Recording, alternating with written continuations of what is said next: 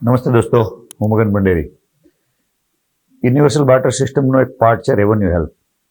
Revenue હેલ્પની અંદર અત્યારે આપણે મિરાજભાઈ કરીને આપણી સાથે જોડાઈ ગયા છે અને એમણે રેવન્યુ હેલ્પની અંદર એક એપ્લિકેશન બનાવવાનું કામ ચાલુ કરી દીધું છે. અને એનાથી લોકોને શું ફાયદા? એપ્લિકેશનની અંદર બધી રેવન્યુને લગતી તમામ માહિતીઓ હશે જે મેક્સિમમ ફ્રીમાં હશે બધી, કે 7, 12, 8, 6 નંબર ઉતારા, તેને લગતા તમામ પ્રશ્નો આ છે તે છે, બધી માહિતીઓ અંદર હશે, નકશાથી માંડીને ઘણું બધું. પછી આની અંદર તમારે હવે માનો સર્વિસ લેવી છે, કોઈ સારા વકીલની જરૂરિયાત ઊભી થઈ છે તો એની અંદર એના પણ ડેટા હશે. આ વકીલો અને આ જે જાણકાર લોકો એવા હશે જે આપણી સાથે જોડાયેલા, જે સાટા ખત લખવાવાળા, ટાઈપિંગ, સ્ટેમ્પ વેન્ડરો, કે જે લોકો આપણા પ્રોજેક્ટને સમજી શક્યા છે, કે જે લોકો સુધી આપણે સર્વિસ કા વિના મૂલ્યે અથવા તો સસ્તા દરે પહોંચાડવી છે, જે નાના માણસો છે અને જે હકીકતમાં આના લાભ લેવા ઈચ્છે છે એવા લોકો સુધી આપણે આ વસ્તુ પહોંચાડવાનો જે ધ્યેય લઈને આગળ વધી રહ્યા છે એને સમજી શકે એવા લોકો જ આની અંદર જોડાયેલા છે. એટલે માની લો કે તમે કોઈ આની અંદરથી હેલ્પ લીધી કે ભાઈ મારા એડવોકેટનું કામ પડ્યું છે, એની ફી પણ એકદમ નોર્મલ હશે અને જે તમને સમજી શકે એવા લોકો હશે. તો એ એક આપણું કાર્ય ચાલુ થઈ ગયું છે. આ એક સારા ગુડ ન્યૂઝ છે અને આપણે એમને બી સપોર્ટ કરીએ કે ભાઈ એ જલ્દીથી જલ્દી એપ્લિકેશન બનાવી અને લોકો સુધી એનો લાભ મળતો થાય એવા પ્રયાસો કરે. હવે આની અંદર એક બીજો પાર્ટ આપણે લાવી રહ્યા છીએ રેવન્યુ હેલ્પની અંદર, લો હાઉસ. હવે લો હાઉસની જરૂરિયાત શા માટે ઊભી થઈ એનો એક તમને સમજાવું એટલે તમને ખ્યાલ આવશે કે કાયદાની અંદર ઘણા બધા લોકો અજાણ છે અને એ લોકોને ખબર જ નથી કે આગળ શું કરવું. આપણા જે ડિસ્ટ્રિક્ટ કોર્ટો, સેશન્સ કોર્ટો છે એની અંદર રોજના ઘણા બધા કેસો આવે અને એમાં માની લો કે એના જામીન રદ થયા અથવા દાવો નીકળી ગયો, દાવો રદ કરી દેવામાં આવ્યો, તો એ લોકોને સેશન્સ કોર્ટ પછીનું ઓપ્શન ક્યાં હોય? હાઈકોર્ટ જવાનું. તો જેવું હાઈકોર્ટનું નામ પડે એટલે પહેલાં તો આપણને એ પ્રશ્ન ઉભો થયો કે પૈસાની વ્યવસ્થા ક્યાંથી કરશું? કારણ કે જનરલી હાઈકોર્ટમાં તમે આગોતરા લ્યો કે આફ્ટર ચાર્જશીટના જામીન લ્યો અથવા તો કોઈ પણ બીજો અહીંયા દાવો કેન્સલ કર્યો અને હાઈકોર્ટમાં દાખલ કરવા માંગતા હોય તો જનરલી વકીલોની ફી 60-70 હજારથી લાખ, 1.5 લાખ, સિનિયર કાઉન્સિલ હોય તો 4-4 લાખ રૂપિયા આવી ફી હોય. એટલે તમને તો પેલા અંદરથી ડર થઈ જાય કે આટલા પૈસા આપણે લાવશું ક્યાંથી? અને આ લોકો એક શું કરે છે અત્યારે ત્યાં, માનો કે અહીંથી તમારો જામીન કેસ કાઢી નાખ્યો તો રદ થઈ ગયો સેશન કોર્ટમાંથી, એટલે જેવા તમે અહીંથી 5 વાગે તમને ઓર્ડર મળ્યો એટલે બીજે દિવસે ત્યાં પહોંચો ને એટલે પેલા તમારી ફી નક્કી થાય કેસ જોઈને. ઓકે, કે ભાઈ 60,000 કે 70,000 કે લાખ રૂપિયા, એક્ઝામ્પલ 50,000 આપી દો અથવા અડધા આપી દો 25,000. હવે પેલા પાસે હોય ન હોય એ કાંઈ નહીં, એ કામ આપો પછી કામ ચાલુ થશે, ત્યાં સુધી કંઈ કામ થશે નહીં. આવી જે માનસિકતા છે જે વકીલ લોકોની, બધાની નથી પણ જેની છે, એના લીધે લોકો રિયલમાં હેરાન થઈ રહ્યા છે. તો આનું સોલ્યુશન આપણે શું કરી શકીએ? એના માટે આપણે લો હાઉસ બનાવી રહ્યા છીએ. લો હાઉસનું કામ કેવું છે? માની લો કે કોઈ પણ નાનો વ્યક્તિ છે, એનો અહીંયા કેસ નીકળી ગયો અથવા તો રદ થઈ ગયો અથવા જામીન રદ થઈ ગયા, તો એને કરવાનું કંઈ નથી. અહીંયાથી એ ઓર્ડરને બધું લઈને લો હાઉસ આવી જવાનું છે. અમદાવાદ હાઈકોર્ટની આજુબાજુ જ આપણું લો હાઉસ હશે. અત્યારે એની બધી પ્રક્રિયા ચાલી રહી છે લો હાઉસ બનાવવા માટેની. ત્યાં જેવા આવશો એટલે તમારો કેસ ત્યાં અમે ટેબલ ઉપર જોઈ લેશું પહેલા કે યસ આ કઈ રીતનો કેસ છે, શું છે. હવે તમારી સાથે માનો કે ફી ડિસ્કસ નક્કી થયું કે આ લોકો જે લે છે એના કરતાં તો ઓછી જાય છે. માનો કે એ લોકો 60-70 હજાર, આપણી 40,000 ફી છે એક્ઝામ્પલ તરીકે. 40માંથી અમે તમને પૂછ્યું કે અત્યારે તમારી પાસે કેટલા છે, તો કે 5,000, 10,000. તો માનો 5,000 તમે જમા કરી દો, કામ ચાલુ થઈ ગયું. અત્યારથી આ કામ કોણ લે છે?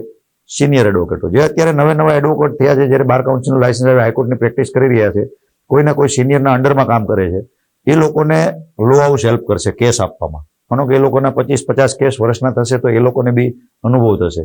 હવે એ લોકોને કામ શું કરવાનું છે? અહીંયાથી લીધા પછી એનું કામ કેવું છે? જો વચ્ચે ટાઈમ પીરિયડ છે દરેક લોકોનો, આ લોકો ખોટી રીતના તમારી પાસેથી પૈસા એડવાન્સ લે છે. હકીકત એવું હોતું નથી. તમે આજે લ્યો, પિટિશન તૈયાર કરો, બધા રેફરન્સ નાખો, રજિસ્ટરને ફાઇલિંગ કરો એટલે 2-3 દાડા આવી ગયા.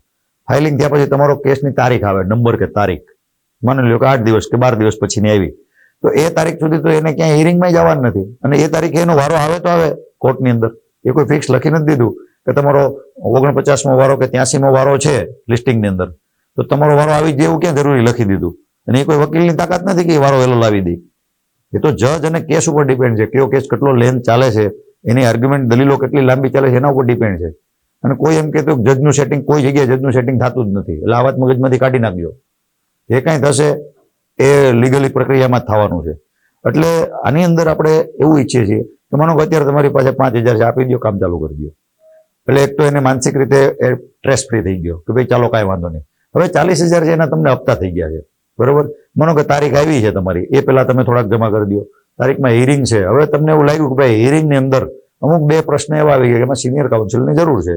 આવા 100, 200, 500 કેસ એકમાં જરૂર પડે તો એ પણ આપણે સુવિધા રાખશું કે સિનિયર કાઉન્સિલ વચ્ચેથી એડ થઈ શકે આપણે પેનલ એડવોકેટ તરીકે.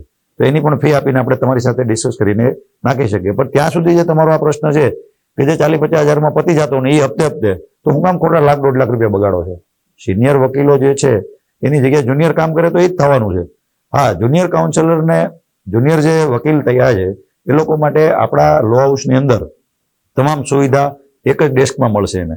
એક તો ત્યાં નોટરી હશે, ત્યાં બધા પિટિશન રાઇટર હશે, તમે ટાઈપિંગ કરાવો, પ્રિન્ટ કઢાવો, નોટરી કરાવી દો. અને બીજું સૌથી મોટું કામ હશે એઆઈ ટેકનોલોજી. એઆઈ ટેકનોલોજીની અંદર શું થશે કે આ કેસને લગતા અગાઉ કેટલા ચુકાદા આવ્યા છે, એમાં શું ડિસિઝન આવ્યા છે, એનું બ્રીફ મળી જશે તમને ઓટોમેટિક, રેડી ટુ તૈયાર ટૂંકમાં, બરાબર. એ રેડી કરેલું તૈયાર મળશે, તમે તમારા બ્રીફની અંદર નાખી શકશો, તમારી પિટિશનની અંદર એડ કરી શકશો. એટલે તમારે કોઈ આમાં સિનિયર એડવોકેટની સલાહ લેવાની જરૂર નથી, કે એના ગુલામ બનવાની જરૂર નથી, કે એના ઉપર ડિપેન્ડ રહેવાની જરૂર નથી. એટલે આવા જે કંઈ પણ જુનિયર એડવોકેટો જે તૈયાર થયા છે, જે આવું કંઈક કરવા માંગે છે લોકો માટે, અને સારા કેસો લઈ અને પોતાની રેપ્યુટેશન હાઈકોર્ટની અંદર વધારવા માંગે છે, એવા લોકોને અમે વેલકમ કરીએ છીએ. અમારી સાથે જોડાવ અને લો હાઉસના મેમ્બર બનો. અને લો હાઉસના મેમ્બર બન્યા પછી અમે તમને કેસ આપશું, અને જે આપણી ફીસ નક્કી થાય એ ફીસ પણ તમને અમારી જિમ્મેદારી મળશે. તમારે કસ્ટમરને કાંઈ લેવા દેવા નથી. કસ્ટમરની જિમ્મેદારી અમે લેશું, ભાઈ ફીની જિમ્મેદારી અમારી લો હાઉસની. એટલે કસ્ટમર બિચારો એક તો ખેડૂત હોય અને એનો કેસ કાઢી નાખ્યો અથવા જામીન ન હોય, એની પાસે ઘરે પૈસા ના હોય, તો તમે અત્યારે એમ કહો કે ભાઈ અત્યારે તમારે 50,000 જમા કરવા પડશે, તો ક્યાં હાઈકોર્ટમાં ફી ભરવાની છે તમારે 50,000ની? હાઈકોર્ટ કોઈ ફી લેતી જ નથી 1 રૂપિયો. તો તમે આવા 50,000નું એ લોકોને એક તો બિચારા ટેન્શનમાં હોય ને એમાં વધારાનું ટ્રેસ આપો છો. તો આ ટ્રેસ દૂર થાય અને લોકોને સારો લાભ મળે અને એક બીક વહી જાય.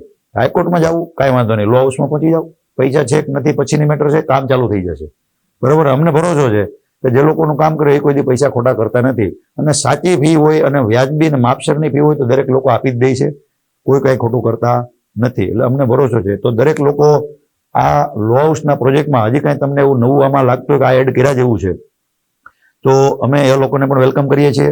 અથવા કોઈ એમ કહે છે કે મારી પાસે જગ્યા પડી છે, તમે આવું લો હાઉસ ચાલુ કરો છો લોકો માટે, તો હું જગ્યા આપવા તૈયાર છું. તો આપણે એકની આવા 2, 4, 5 લો હાઉસ પણ ખોલી શકીએ છીએ લોકો માટે, જેથી કરીને લોકો સરળતાથી એનો લાભ લઈ શકે. અને આવા કોઈ લોકો જે છે કે જે ટાઈપિસ્ટ છે, જાણકાર છે, આ એઆઈમાંથી બધું શોધી શકે એવા છે, તો એવા લોકોની પણ અમારે જરૂરિયાત છે. એવા લોકો પણ અમારો કોન્ટેક્ટ કરી શકે છે. આવું કંઈક જે સિસ્ટમ ચેન્જનો આપણો જે ભાવ છે, આવું કંઈક નવું કરવાની ભાવનાવાળા લોકો છે, એ અમારી સાથે જોડાવ અને ગુજરાતના end to the last man સુધી આવા વિચારો અને આવા કાર્યોની સુગંધ આપણે છેલ્લે સુધી ફેલાવી શકીએ, એમાં અમને સહયોગી અને સહાયરૂપ થાવ. જય હિન્દ, જય ભારત.